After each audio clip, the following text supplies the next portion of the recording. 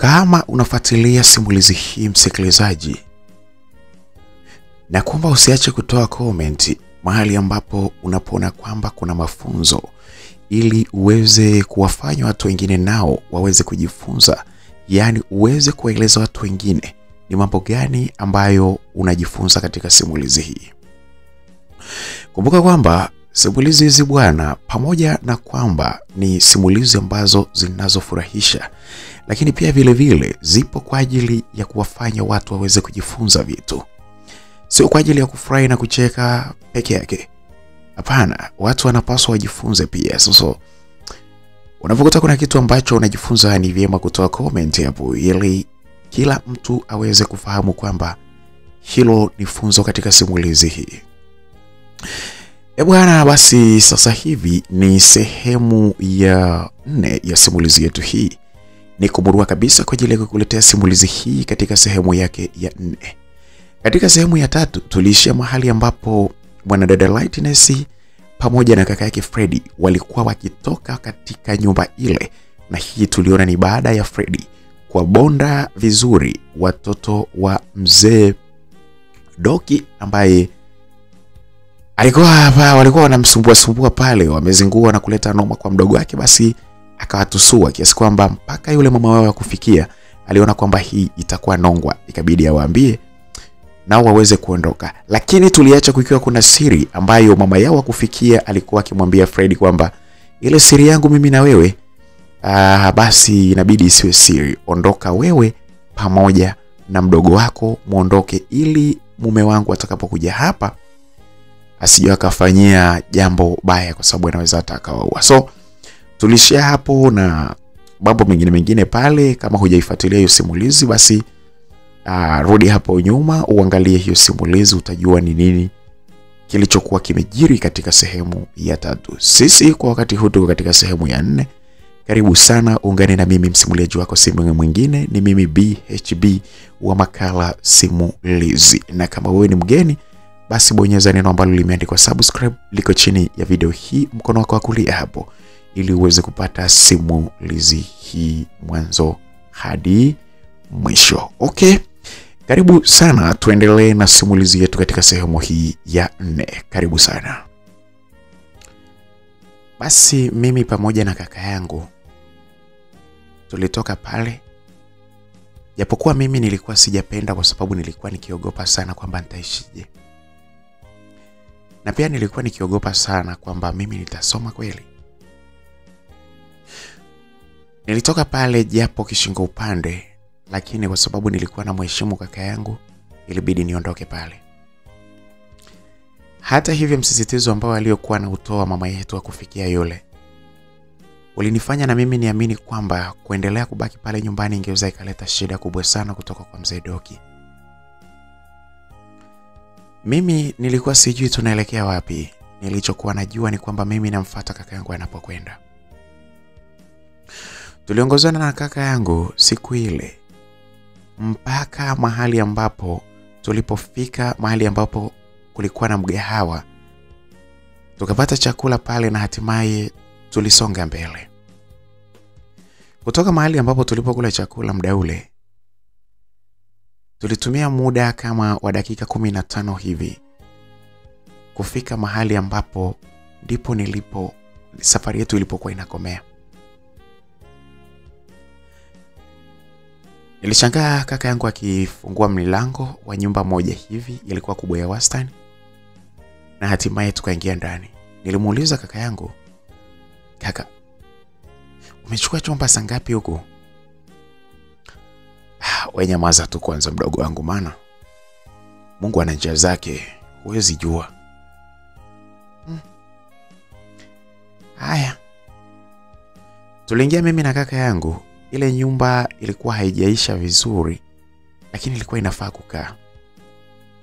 Tuliingia mpaka ndani, mpaka sehemu ambapo kulipokuwa na chumba ndani, akafungua pia tukaingia ndani, akaniambia weka vitu chini. Niliweka ile mabegi ambayo nilikuwa nimebeba begi langu na yeye akaweka la kwake. Hatimaye akakaa pale kwenye kitanda. Aliwasha taa pale. Tukawa tumekaa chini sasa pale kwenye kitanda. "Kaka, huko ndo wapi na ulipajuaje wewe?" Mdogo wangu Laiti, ninapokuambia kwamba Mungu ana njia zake, ndizo njia zenyewe hizi lazima ziwe za maajabu ajabu. Kwa nini unasema hivyo kaka? Unajua mimi toka nikiwa niko najifunza bado kazi yangu ya umakenika, mimi nilikuwa pesa ambazo nilizokuwa nikizipata, japokuwa bado nilikuwa nasoma, nilikuwa nikizitunza sana. Nilipokuwa nimemaliza nimekuwa nikipata kazi mbalimbali, watu wakiniita niwatengenezee magari yao maeneo tofauti tofauti, lakini pia nilikuwa najua kabisa vizuri bei za vifaa vya magari. Kwa hivyo pindi ambapo nilipokuwa nawanunulia watu na kuwapelekea labda magari yakiwa yameharibika njiani, nilipokuwa nawafuata, nilikuwa nikiongeza cha juu kidogo, na kwa kifupi niseme nilikuwa najua kufanya biashara yangu vizuri. Nilipata pesa nyingi ambazo zilitosha kununua uwanja, na ndipo nikajenga hii nyumba hapa.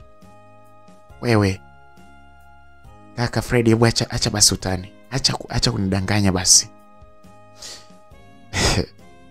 Mdogo wangu, unahisi kwamba mimi ninakudanganya? Kaka, wewe umepata wapi hela bana? Hebu acha kunidanganya bwana. Niambie tu.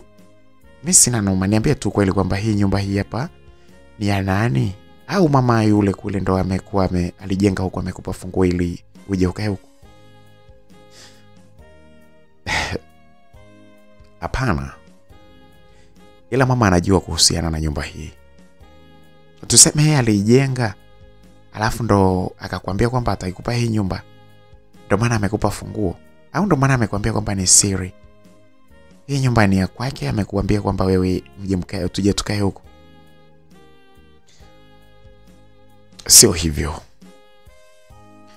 Mdogo wangu, mimi na wewe tumeshare raha, tumeshare matatizo. Sidhani kama ipo sababu yoyote ya kukuficha kitu wewe. Sasa mbona ile unanificha? Na hii sio kunificha, unanidanganya.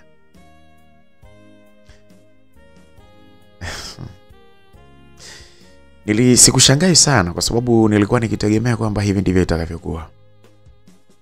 Hata ingekuwa mimi, isingekuwa rahisi hata kidogo kwamba eti mimi nikubali kwamba ungeniambia wewe ndo umejenga. Lakini nataka nikuhakikishie kwamba mdogo wangu, hati ya kila kitu toka kiwanja mpaka leo hii nyumba, kila kitu kiko chini yangu. Na mama yangu alinisaidia tu, yule mama yetu yule wa kufikia, alinisaidia tu katika ujenzi wa hii nyumba, kwa maana kwamba usimamizi, kwa sababu niliogopa masuala ya utapeli. Lakini mama yule kwa sababu ameshafanya mambo mengi toka kununua kiwanja hiki, alikuwa anajua namna ya nzuri ya kusimamia kununua kiwanja ili nisije nikauziwa na matapeli. Alinisaidia kufanya kila kitu, hata kwenye pesa za kuwalipa mimi ndo nilikuwa natuma, alafu yeye ndo anawalipa. Lakini maandishi yote yameandikwa mimi na saini zote. Yeye ni kama tu mtu ambaye alikuwa anasimamia. Wewe kaka Freddy, hivi unaongea ukweli? Unamaanisha? Mbona unanichanganya? Unajua unanishangaza sana. Kwa muda mfupi tu ukafanikiwa kujenga nyumba yote hii. Yaani nyumba hii hapa umeweka mpaka umeme, imepigwa mpaka rangi huku ndani. Nje ndo kweli bado finishing, lakini hapa hata hii tu ulipofika ni mbali. Kweli ni ya kwako au mama alijenga? Mdogo wangu, hebu naomba hilo begi hapo, labda ndipo ambapo utakapoelewa vizuri ninachokwambia. Msikilizaji, nilinyoosha mkono wangu na kuchukua lile begi la Bro Freddy. Nilimletea pale na yeye alifungua zipu ya nje ile ndogo, na hatimaye alitoa bahasha. Kwenye ile bahasha ndipo ambapo alipoifungua na kutoa dokumenti mbalimbali ambazo zilizokuwa zinaonyesha umiliki wa ile nyumba. Kwa kweli niliona majina ya kaka yangu. Kila kitu kilikuwa ni kaka yangu, Freddy Bryson.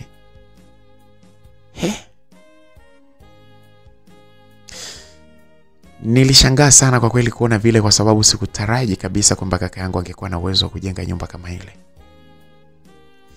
Baada ya kunionyesha dokumenti zile, ilibidi sasa mimi niamini kwamba kweli ile ni nyumba ya kaka yangu. Kaka yangu aliongea akiniambia, na kuanzia leo hapa ndipo ambapo patakapokuwa nyumbani kwetu. Tuliifanya iwe siri kwa sababu nilijua kabisa kwamba kama tungelikwambia wewe, tayari pale nyumbani ungesema kila kitu. Mpaka wale watoto wa baba yule wangejua kitu ambacho hatukutaka kabisa.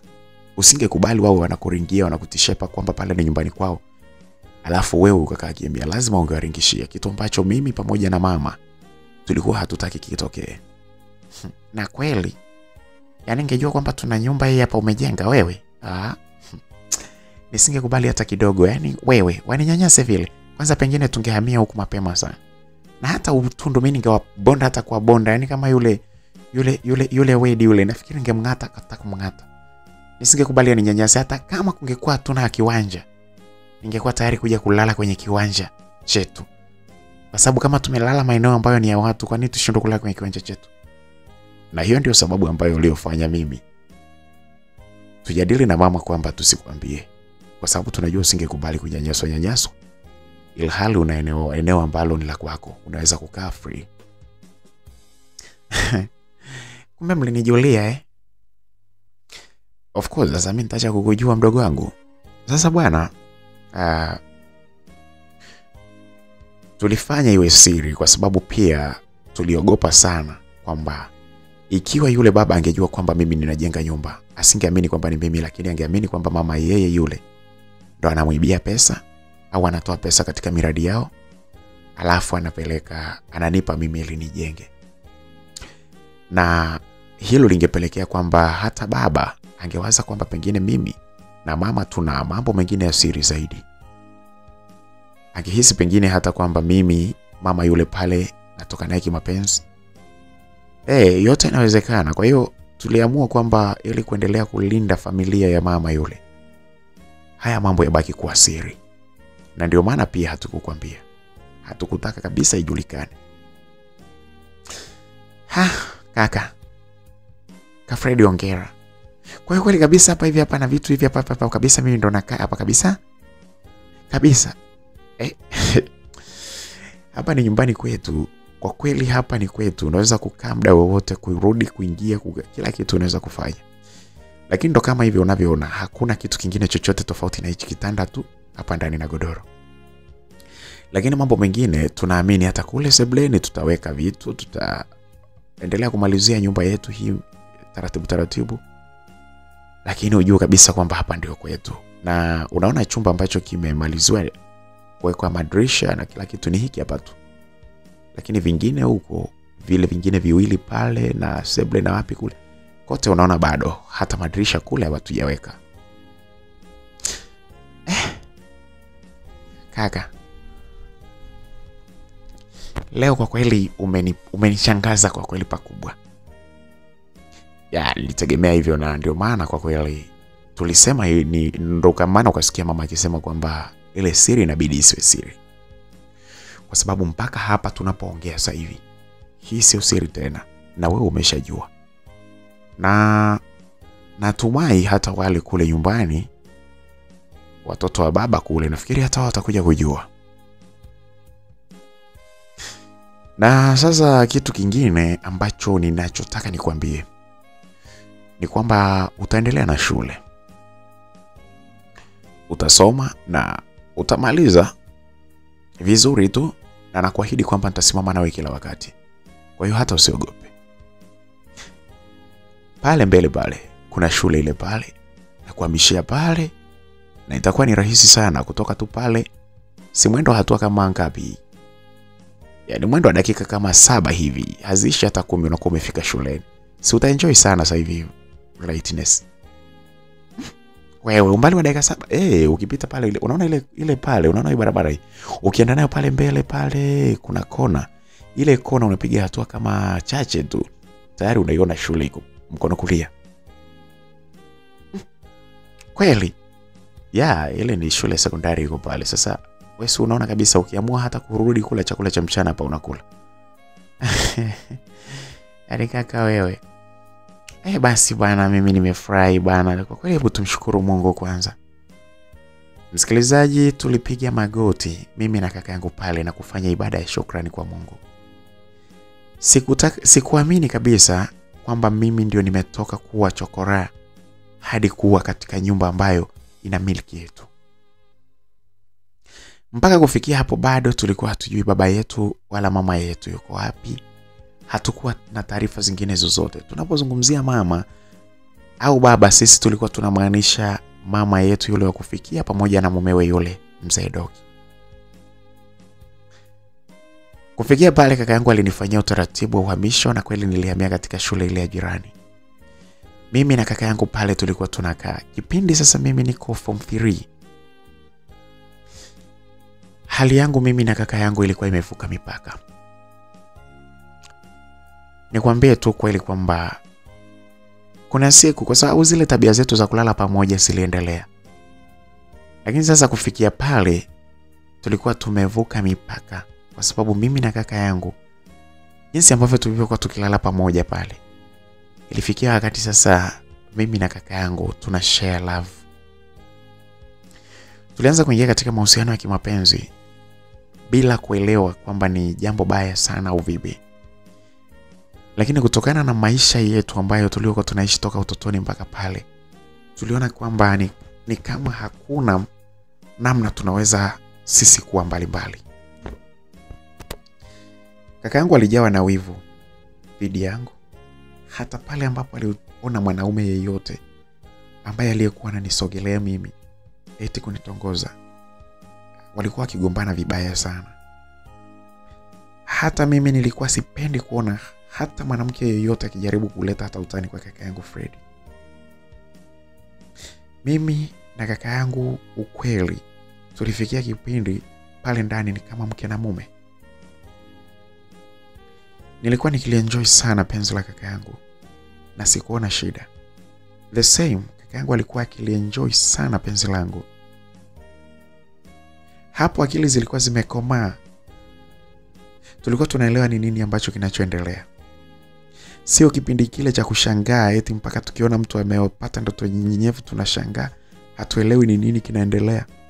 Hapa sasa umri ulikuwa umesogea na akili zetu zilikuwa zimekomaa zaidi.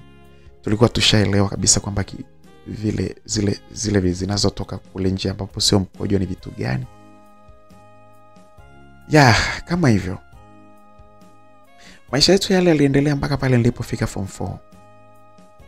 Kitu nilichokuwa nakizuia zaidi ni kwamba nisije nikapata mimba, kwa sababu nilikuwa napenda shule. Nilimaliza form 4 na ukweli ni kwamba nilifanikiwa kufaulu, japokuwa mimi sikutaka kuendelea kidato cha 5. Nia yangu ilikuwa ni kwamba mimi nipitie shortcut niende nikasome certificate diploma, kwa sababu nilikuwa napenda sana kazi ya unesi. Ndivyo ilivyokuwa, kwa sababu kakaangu naye kipindi hicho mambo yake alikuwa yameenda vizuri. Alikuwa akifanya kazi na yeye alikuwa anapata pesa, aliniahidi kwamba ananisomesha. Nilienda kujiunga katika chuo cha nursing pale. Kilikuwa sio mbali sana, kwa sababu kilikuwa kiko katika wilaya ile, alafu sio mbali. Ndani ya hospitali ya rufaa pale ndipo ambapo nilipokuwa nikisoma pale. Nilikuwa nikikaa kule, lakini kila baada ya miezi miwili au mwezi, wakati mwingine nilikuwa nikipenda sana kurudi nyumbani, kwa sababu nilikuwa nikimisi sana kaka yangu. Tuliendeleza maisha yetu ya mahusiano mimi na kaka yangu, mahusiano ya kimapenzi kabisa. Japokuwa watu mtaani walikuwa wameanza kutustukia na walikuwa wanatusema, lakini sisi hakuna hata ile kitu tuliokuwa tunahisi kwamba kuna ubaya wa aina yoyote. Japokuwa tuliamua iwe ni siri yetu, lakini kusema ukweli kuna mambo ambayo tulikuwa tukiyafanya yalikuwa sio ya siri. Kama vile maisha yetu tulivyokuwa tunaishi tukiwa tumeshikana mikono njiani, wakati mwingine hadi tunakumbatiana. Kwenye kuagana tulikuwa tunapigana mpaka busu za mdomoni. Viashiria vyote vile vilikuwa vinawaonyesha watu kabisa kwamba mimi na kaka yangu tuna nje ya ule ukaka na dada. Kipindi niko shuleni ndipo kipindi ambapo mimi nilipokutana na kaka ambaye aliyenipenda sana kipindi niko chuo. Yule kaka tulikuwa tunasoma naye, alinipenda sana. Sana kwa kweli. Alikuwa anaitwa Joseph. Joseph bwana alinitongoza, akaniambia ukweli kwamba anahitaji mimi anioe. Lakini katika moyo wangu sikuwa na nafasi nyingine ya kuweka mtu mwingine yeyote yule isipokuwa kaka yangu. Na kila kitu ambacho nilichokuwa nikikifanya nilikuwa nikimweleza kaka yangu. Sio siri, yule kaka baada ya kuonyesha msisitizo mkubwa sana, nilimwambia kwamba mimi hilo jambo haliwezekani na lazima nikamweleze kaka yangu. Nisikilize kitu bwana. Light, unajua Light, mimi nimekupenda sana. Mimi niko tayari tuende hata mpaka nyumbani kwenu. Unionyeshe huyo kaka yako ili niongee naye. Ili aweze kunipa uhuru niweze kukuchumbia wewe.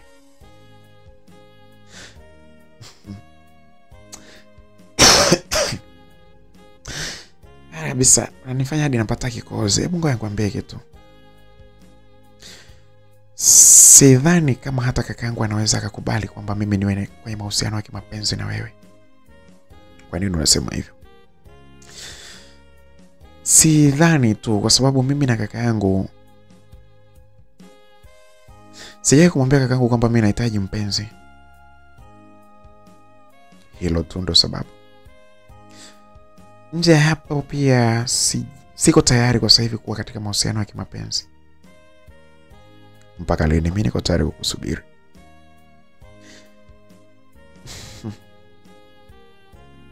Siwezi kukuambia mpaka lini. Lakini kwa sasa hivi mimi nafikiri uachane na hiyo mada tu, mimi sitaki kabisa.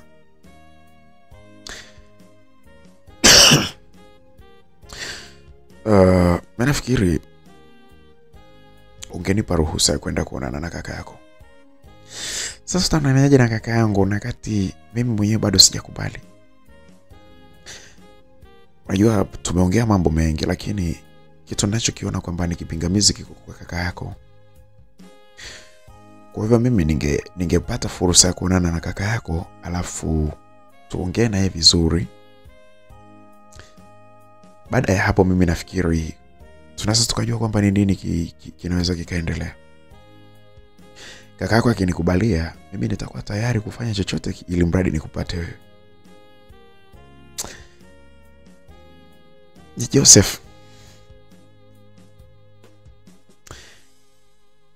ngoja kwanza niende kaongee na kaka yangu, nimwambie hali halisi. Alafu nikirudi mimi nitakueleza ukweli wa mambo jinsi yalivyo. Kaka yangu yule ndo kama baba yangu mimi. Namtegemea kwa kila kitu na namheshimu sana.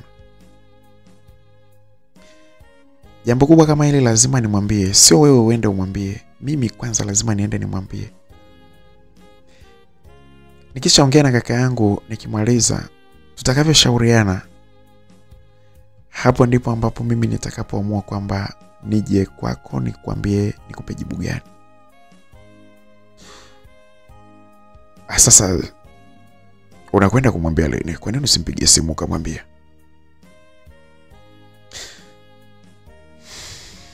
Hapana.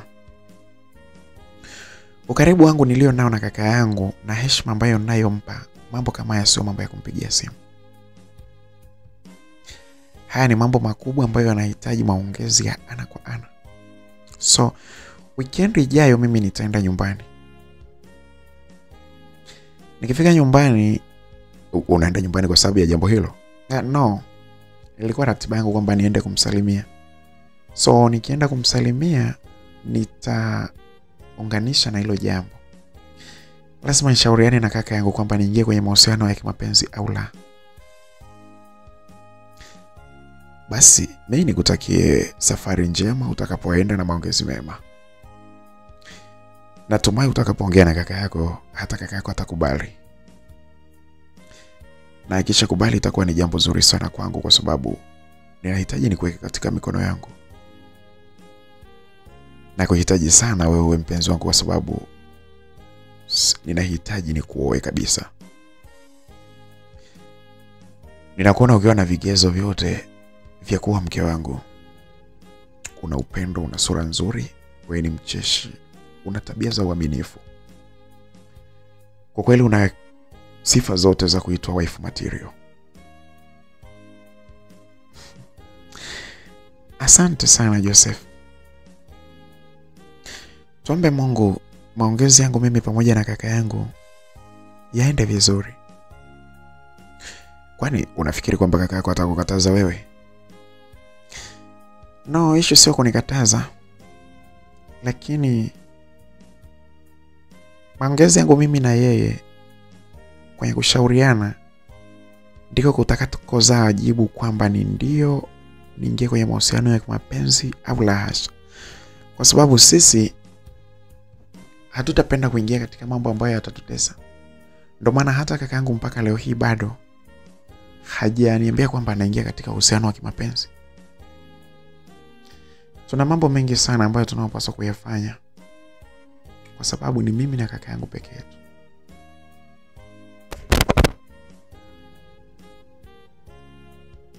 Hivyo ndio sababu Joseph ninayekwambia kwamba nahitaji niongee na kaka yangu. Naishi sio kwamba atanikataza au kunikubalia, lakini tutasikilizana na kushauriana. Basi mimi nashukuru sana, na siku hiyo ikifika nitazidi kufanya maombi ili kwamba maongezi yako na kaka yako yawe yananipa favor mimi. Haya. Basi msikilizaji, tuliongea na Joseph. Tuliishia katika maongezi ya kwamba mimi ifike weekend mimi niweze kwenda nyumbani na niweze kuongea na kaka yangu.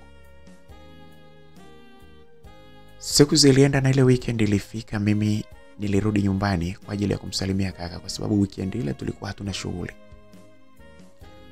Ilikuwa ni kawaida sana pale chuoni kwamba wakati mwingine zile weekend kunakuwa labda na mitihani hapa na pale, au kwenda laboratory kwa ajili ya mambo fulani fulani theater kule. But kwa weekend ile hapakuwa na kitu, so ilinifanya mimi niwe na uwepesi wa kufika kwa kumsalimia kaka Freddy. Nilifika nyumbani pamoja na mengine yote, kwanza kakangu alikuwa amenimiss. So hata siku hiyo nilipofika tu, my bro alinipa mechi nzuri sana. Tulicheza mechi ambayo kwa kweli ni mechi ya kitandani, ilinipa raha kiasi kwamba hata mimi sikuamini na sikuwa na uhitaji wa mtu mwingine yoyote, mpaka nilisita kumwambia kaka kuhusiana na masuala yangu.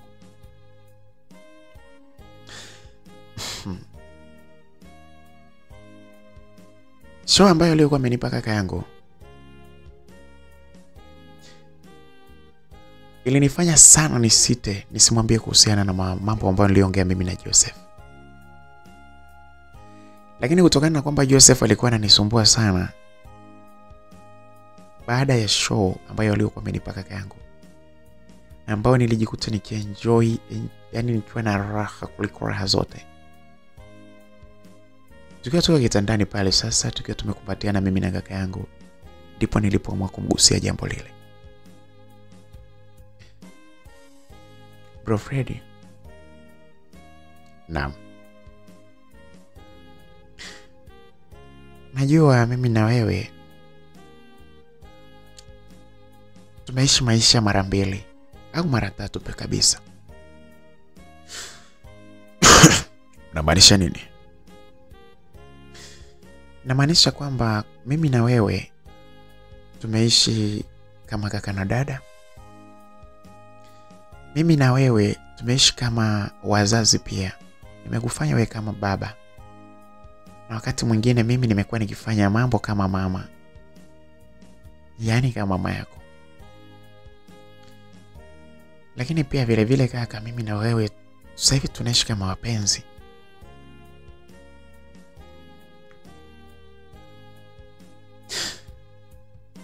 Sidhani kama itakuwa ni busara kuwe na jambo ambalo mimi sikushirikishi wewe.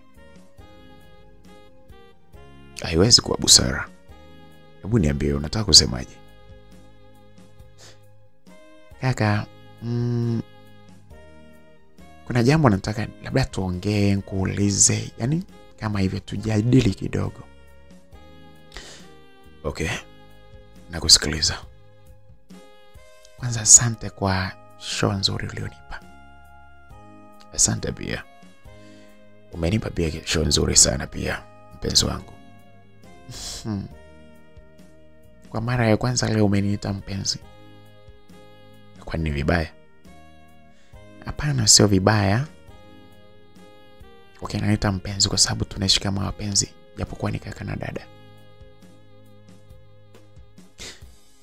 Lakini kuna kitu nataka tuongee kwamba baada ya kakaangu mimi kuna mtu ambaye kule chuoni,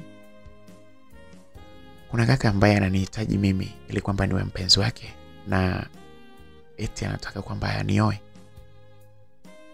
Wewe umeshashare naye mapenzi tayari? No, kaka, jamani.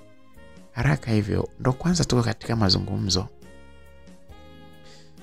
Na nimeona ni bora nije niongee na wewe kwanza.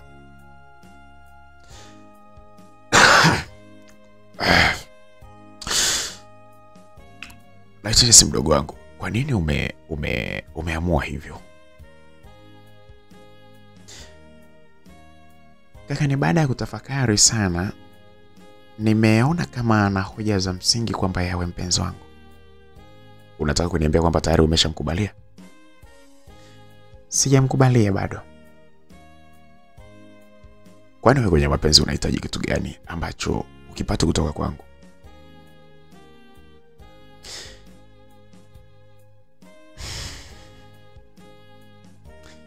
Kafredi, kama unavyojua kwamba mimi na wewe ni mtu na kaka yake, pamoja na kwamba tunaishi kama wapenzi, lakini kuna mahali hatutafikia. Mahali gani hapo ambapo hatuwezi kufika? Hatuwezi kufikia sehemu ya kuoana kwa sababu mimi na wewe ni kaka. Hata sehemu ya kupata watoto mimi na wewe haiwezekani. Na haiwezekani kwa sababu mimi na wewe hatuwezi kuzaa pamoja, kwa sababu tayari mimi na wewe ni mtu na kaka yake. Japokuwa maisha tulioishi toka utotoni na mazingira ambayo tulioyaishi yametufanya kwamba mimi na wewe tuwe tunaishi hivi kama wapenzi, lakini haitakuwa busara hata kidogo kama mimi na wewe tukija kuoana na kupata watoto jamii ikiwa inatuona. Kwanza ni kosa hata kwa mujibu wa sheria zetu za nchi.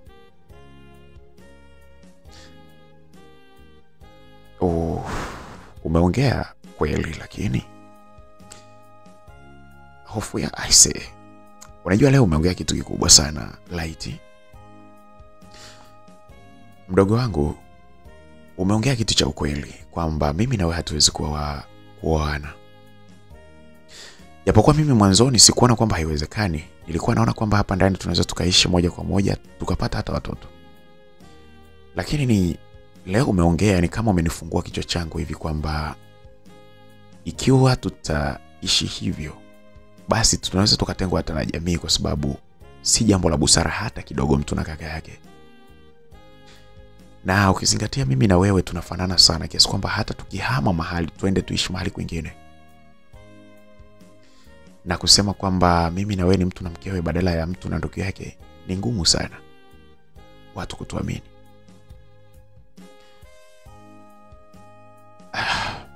Kwa hivyo ni ukweli tu kwamba tunapaswa tusioane, japokuwa tunapendana sana. Sasa wewe ulikuwa unatakaje, labda nikuulize mdogo wangu? Sio kwamba nilikuwa natakaje, ila niliamua nije nikwambie, ili pamoja na kwamba tunaishi kama wapenzi, lakini tukae tutafakari upya. Tutafakari upya mwenendo wetu wa baadaye, kwa sababu kama mimi na wewe hatuwezi kuoana, itabidi wewe upate mpenzi, hatimaye mke uoe, na mimi nipate mpenzi, hatimaye mume anioe. Na tukishafikia hapo, ina maana kabisa kwamba sasa tutakuwa tunabaki tukiwa tunapendana, lakini tutakuwa tumeleta heshima kati yetu sisi na jamii. So nilikuwa natamani sana mawazo yako ili niweze kujua kwamba niweze kumkubalia au la. Kwanza kabisa, wewe umempenda huyo mtu? Huyo kijana umempenda? Ana sifa za kupendwa kama binadamu, lakini kama mpenzi, ili niweze kumpenda kama mpenzi, lazima mimi niafikiane na wewe kwanza, ndipo nitakapokubaliana, yani ndipo nitakapomkubalia na kumpenda kama mpenzi.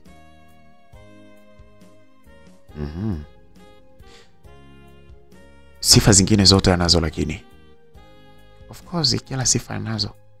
Ni mwanaume, ana adabu, ana nidhamu ya hali ya juu, anaonyesha kupenda. Lakini mimi siwezi kumheshimu au kumpenda kama mpenzi ikiwa mimi na wewe hatujafikiana.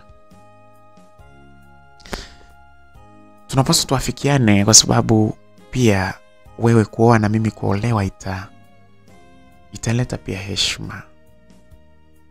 Itatuondolea aibu. Hata wale waliokuwa wanasema kwamba mimi na wewe, waliojua jinsi ambavyo mimi na wewe tunavyoishi, litawashuka, kwa sababu watashangaa kwamba mimi naolewa na wewe unaoa.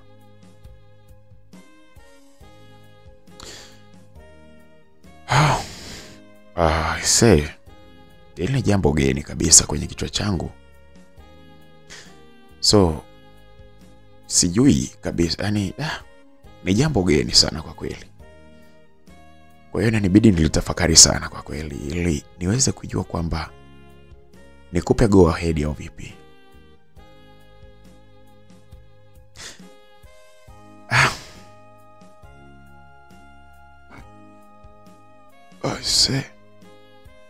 Light.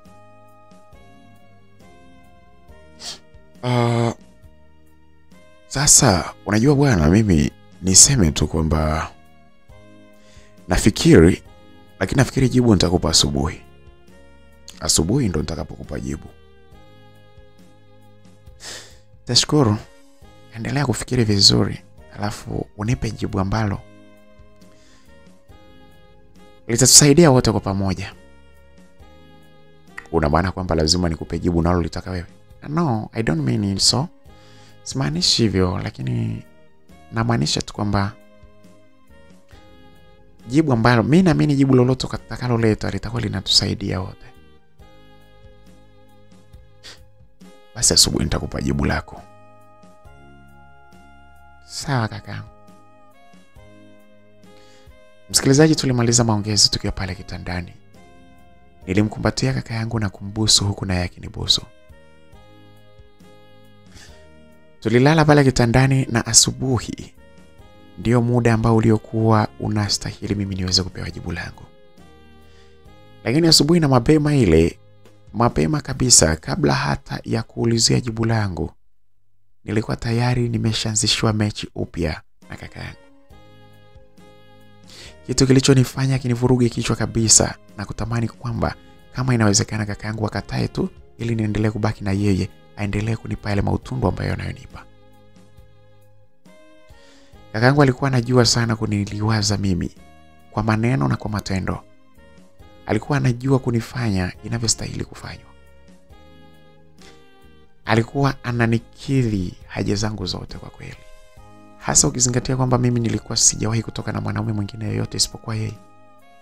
Kile alichokuwa akinipa nilikuwa nikikiamini kama dozi yangu ambayo inanitosha kwa 100%. Alikuwa akinipa dozi ambayo imekamilika, na kwa kweli kama ni ugonjwa wangu ilikuwa lazima tu upone. Tulicheza show ambayo ilichukua kama masaa 2.5 hivi asubuhi. Ilikuwa ni show ya ukweli. Na baada ya hapo tulienda kuoga. Tulipomaliza kuoga, tulirudi pale sasa tukaenda sebuleni, mahali ambapo ilibidi sasa tuendeleze maongezi yetu. Wakati naanza kuongea mimi, kaka aliniambia kwamba hali yake sio nzuri, anajisikia njaa sana. Kwa hiyo niingie jikoni nifanye utaratibu kwanza tupate supu, ili ndipo tuendelee kuongea. Kwa kweli ndicho nilichokifanya kwa sababu hata mimi nilikuwa na njaa iliyozidi. Nilifanya haraka sana pale kupika vitafunwa na huku supu ikiwa inachemka. Na nilikuja nayo pale sepleni, ndipo maongezi yakawa yanaendelea.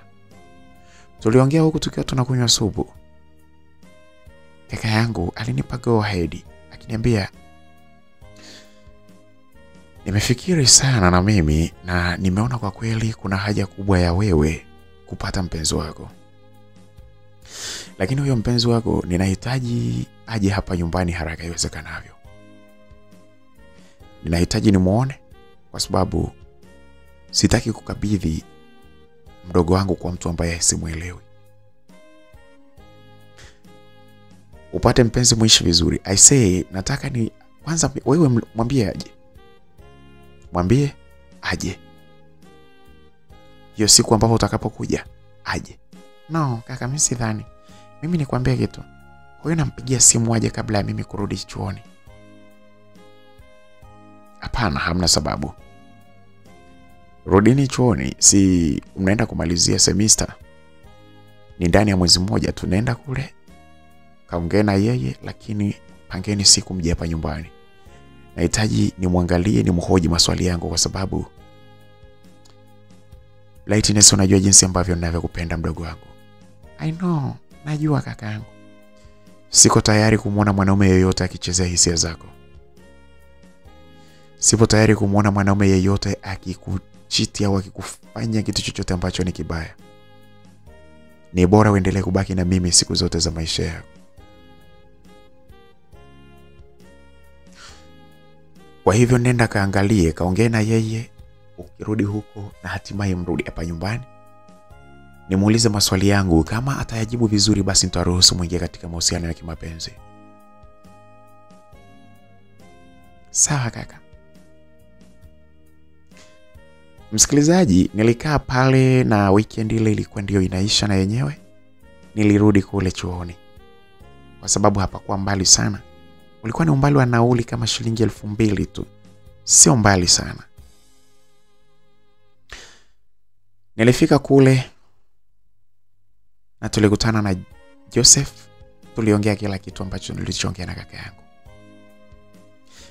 Nilimwambia kwamba kaka yangu anahitaji umuone, yani muonane, ili aweze kuongea na wewe kwanza. Ilikuwa ni shangwe na furaha sana kwa Joseph, ambaye alifurahi sana kwamba ninakwenda kumtambulisha nyumbani kwetu. Tulikana hatimaye tulipomaliza semester. Safari tulifunga ya kutoka kule na kuja pale nyumbani kwetu. Kipindi hiki ni kipindi ambapo tayari ile vyumba vyote vilikuwa tayari vinafaa kukaa. Ilikuwa haijakamilika vizuri, lakini vinafaa kukaa na angalau vitanda vilikuwa vimeshawekwa kwenye vyumba vile. Ilikuwa ni furaha kwa sababu Joseph alikuwa na sehemu ya kulala. Nilifurahi kwamba mtu sasa anakuja analala nyumbani kwetu. Kutoka sisi kuwa watu wa maporini huko wa kukaa tu kuwa chokora mpaka kwamba mtu anaweza kaja nyumbani kwetu na kulala. Kwangu ilikuwa ni ushindi mkubwa sana. Nilikuwa nikimshukuru Mungu sana kwa sababu hiyo. Siku tulipofika pale hapakuwa na maongezi. Mimi nilienda chumbani kulala na kaka yangu. Jose alienda kulala kwenye chumba chake.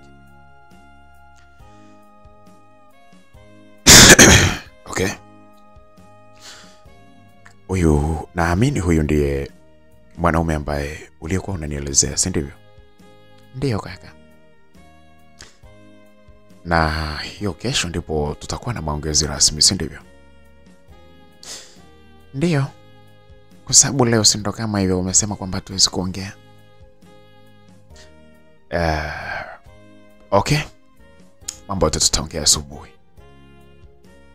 Sasa hivi kwanza kabla sija mkabidhi mtu, hebu kwanza unipe nyama kwanza, nyama ya hamu hiyo. Niweze kula hiyo nyama yako hiyo. Alafu asubuhi tutaongea. Yaani unajua nauza bidhaa ambayo hata mimi naitaka. Nauza kitu ambacho hata mimi wasipokichukua na kichukua mwenyewe, kwa hiyo sina haraka hata kidogo. Kaka Fred wewe jamani. Hata mimi mwenyewe nimekumiss sana kakaangu. I miss you also.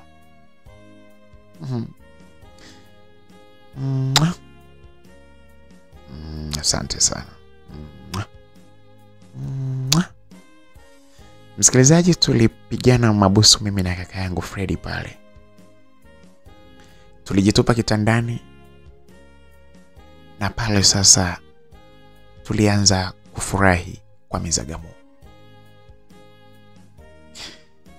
Hakuna kitu ambacho kaka alikuwa anabakisha kwangu. Alikuwa anamaliza kila kitu. Sikuwa nabakisha kitu kwake, nilikuwa namaliza kila kitu. Tulikuwa tunatoshelezana kamili.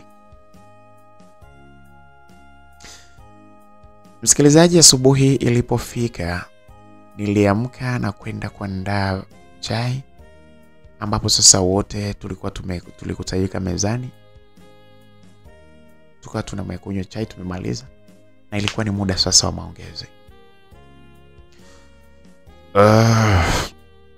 Lighty, hebu sasa nitambulishe sasa rasmi kwamba huyu ni nani. Kaka, huyu ni mwanafunzi mwenzangu kwa sehemu ya kwanza, tunasoma naye chuoni. Na kwa sehemu ya pili ni mpenzi wangu. Nimekuja naye hapa ili uweze kumfahamu. Jose, huyu hapa ni kaka yangu. Ni kama baba kwangu. Tuko wawili, tunaishi wawili, hakuna wazazi, hakuna nani, ni sisi wawili tunaishi hapa. Kwa hiyo huyu hapa mheshimu kama baba yangu vile. Na namsikiliza yeye anachoongea, ndicho ninachokifuata.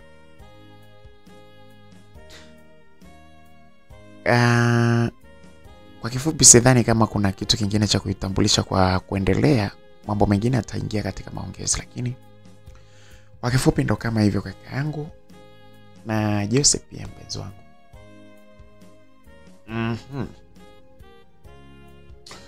Okay. Ndugu yangu vipi bwana? Safi bro. Vipi? Kwema. Wewe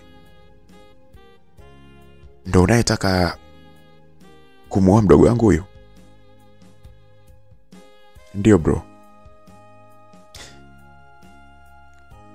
Unafahamu kwamba mdogo wangu huyu hapa ana moyo? Unamaanisha nini bro? Namaanisha kwamba unajua kwamba ana moyo ambao unaumia, unafurahi, unateseka, unafarijika. Unaelewa hilo? Ndio bro, hilo ninaelewa. Umejipangaje katika kulinda moyo wake ili usipate majeraha yanayotokana na wewe? Bro, mimi kusema ukweli nimempenda sana mdogo wako. Na naahidi kabisa kwamba nitamlinda kwa kila njia ili kuhakikisha kwamba anapata furaha muda wote ambapo anapokuwa na mimi. Unajua kwamba hayo maneno yako ni makubwa sana. Na kwa jinsi ambavyo ninavyompenda mdogo wangu huyo, siko tayari kuona jambo lolote baya likimtokea yeye.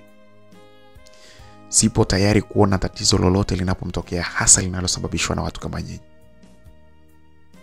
Masuala ya kumdanganya mdogo wangu, alafu baadaye uje umtupe matopeni, aanze kuteseka na kuanza kuchukua maamuzi ambayo siko tayari kabisa kuvumilia mambo kama hayo. Bro, na kuahidi kabisa kwamba sitakuja kumuumiza Lightness. Atabaki kuwa mtu wangu wa pekee katika maisha yangu mpaka pale ambapo nitakapokuwa nimemuoa. Atakuwa mke wangu peke yake. Ninampenda sana na nimeridhishwa na yeye. Umeridhishwa na yeye? Unamaanisha kitu gani? Mbona unaleta matusi hapa mezani? Hapana bro. Simaanishi hivyo, ila namaanisha kwamba nimeridhika na matendo yake, maisha yake, jinsi alivyo. Mimi nimeridhika na yeye. Unajua jinsi ambavyo amekueleza jinsi ambavyo mimi na yeye tunavyopendana. Bro alinieleza kila kitu kwamba wewe na yeye mnapendana sana na wewe kwako anakuchukulia kama baba, kaka, anakuheshimu sana. Unajua jinsi gani ambavyo mimi ninavyompenda Lightness. Bro, siwezi kuingia katika moyo wako nikajua ni jinsi gani ambavyo unavyompenda, lakini viashiria kutoka kwako na kwake vinaonyesha kwamba unampenda sana. Nashukuru kama umejua hilo. Sasa kwa sababu umelijua hilo, inakupasa uwe makini sana. Yaani unapaswa kuwa makini kupitiliza. Sihitaji huyu mdogo wangu hata siku moja aje aniambie kwamba analia kwa sababu yako wewe, ama kwamba umechukua mwanamke mwingine, ama umemwambia humtaki, ama vyovyote vile. Sihitaji alie kwa sababu yako wewe.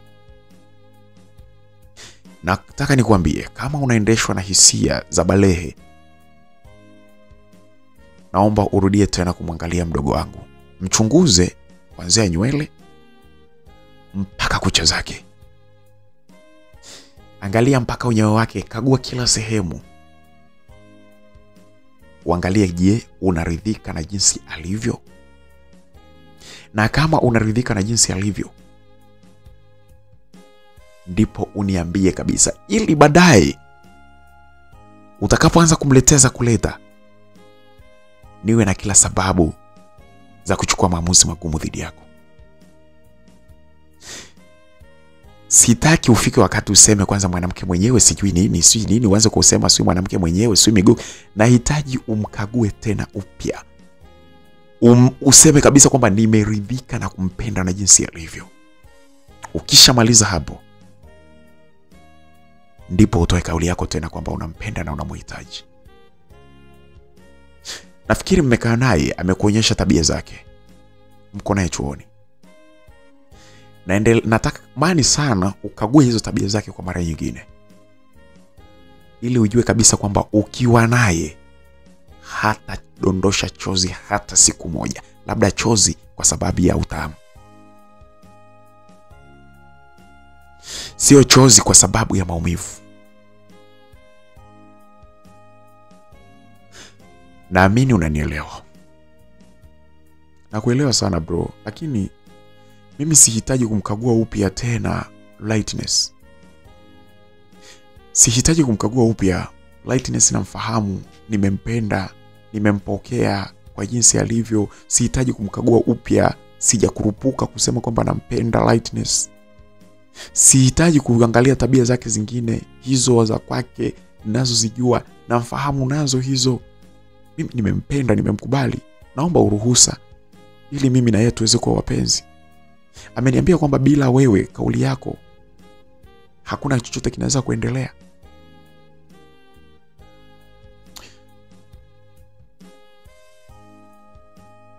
Maneno yako unayoongea leo hii, kumbuka kwamba yatatumika kama hukumu huko mbeleni ikiwa utamtoa chozi kwa namna yoyote ile. Mdogo wangu, hapa tulipo sisi hatuna wazazi toka watutelekeze miaka mingi iliyopita. Mimi na Lightness tumekuwa faraja, kila mmoja akimfariji mwenzake. Tumekuwa karibu sana. Tumekaa nje na yeye, tumekaa ndani na yeye, tumenyanyaswa na yeye. Tunapopata raha tunapata na yeye. Siko tayari kuona mdogo wangu akinyanyaswa au akiteseka kwa namna yoyote. Maneno yako ambayo unayoyatoa hapa nitatumia katika hukumu siku zijazo, siku utakapokuja kumzingua Lightness. Ni bora uachane na yeye kuliko ukae naye alafu baadaye uje kumtesa. Nimekusikia bro. Naomba ruhusa yako. Naweza kuishi na Lightness kama wapenzi.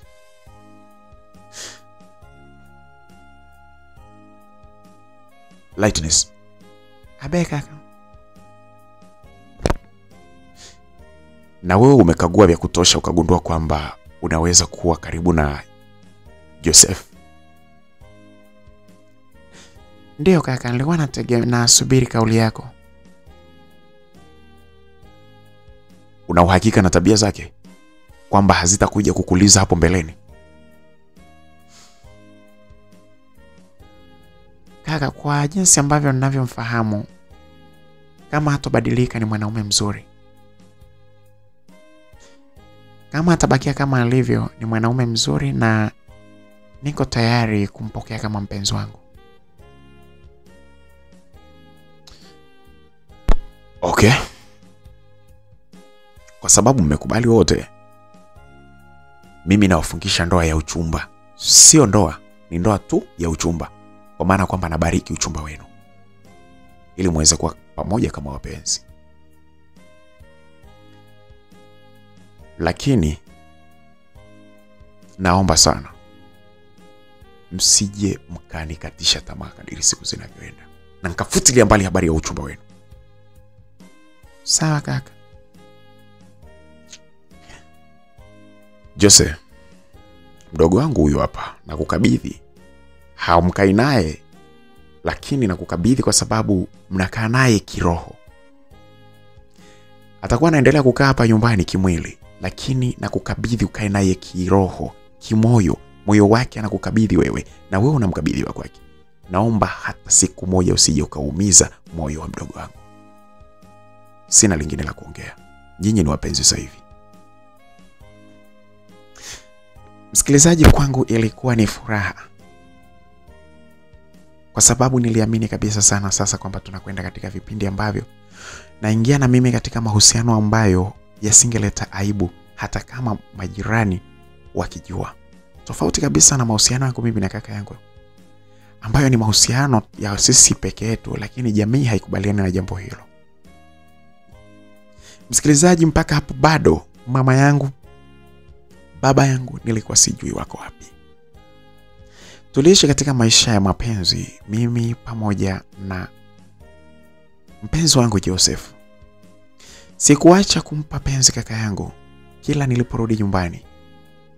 Lakini kusema ukweli, mpenzi wangu wa dhati kwa wakati huu alikuwa ni Joseph. Tulisoma naye na hatimaye tulifanikiwa kumaliza. Nilifanikiwa kupata hospitali ambayo ndiyo ambayo niliyokuwa mimi nikifundisha. Ilikuwa ni hospitali nikifundisha, nikiwa nikitibu pale.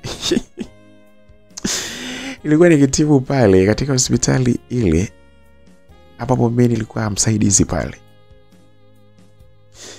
Ilikuwa ni hospitali katika wilaya ndiyo ambayo niliyokuwa nimeajiriwa pale.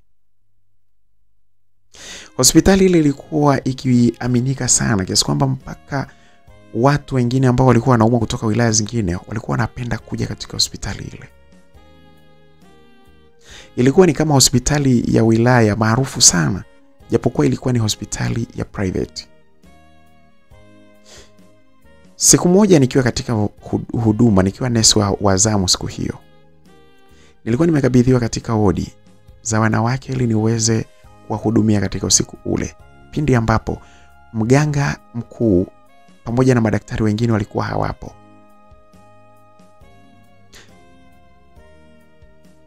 Nilikuwa niko ndani nikiwa nahudumia wagonjwa. Nilishangaa sana pale ambapo nilipokutana na mgonjwa ambaye aliyenishangaza sana. Sikuamini kwa sababu sikutegemea hata siku moja kama ningekutana na mtu huyo. Moyo wangu ni kama ulipasuka baada ya kuona vile. Niliwaza, ni nini hiki? Ni nini hiki? Mgonjwa ambaye alikuwa ni amezidiwa sana. Aliingizwa pale mida ya jioni tu. Ndipo ambapo alipoingizwa pale na kuanza kupewa huduma na hatimaye akawekwa pale kwenye wodi. Mimi binafsi sikujua ni nani, lakini kwa sababu nilishapewa nizamu ya kuhudumia wagonjwa, katika kuhudumia kule usiku ule ndipo nikashangaa nikikutana na yeye. Alikuwa macho yake akiona kwa shida, alikuwa amekonda vibaya sana. Alikuwa amedhoofu mwili. Mpaka mimi mwenyewe nikashangaa. Msikilizaji, wakati mimi nikiwa naendelea kumtoa huduma pale, niliona hali yake ikizidi kuwa mbaya. Niliona akitupatupa mikono kana kwamba ni mtu ambaye anayetaka kukata roho. Hali ile ilinifanya mimi ni muite mganga ambaye aliyekuwa anahusika, ni muite daktari pale, kwa sababu ile hali ilikuwa ni siwezi kushughulika nayo kwa kweli. Na kilichokuwa kinaniuma ni aina ya mtu ambaye ninayemwona pale. Msikilizaji, maisha haya acheni tu. Maisha haya acheni kabisa. Basi tu.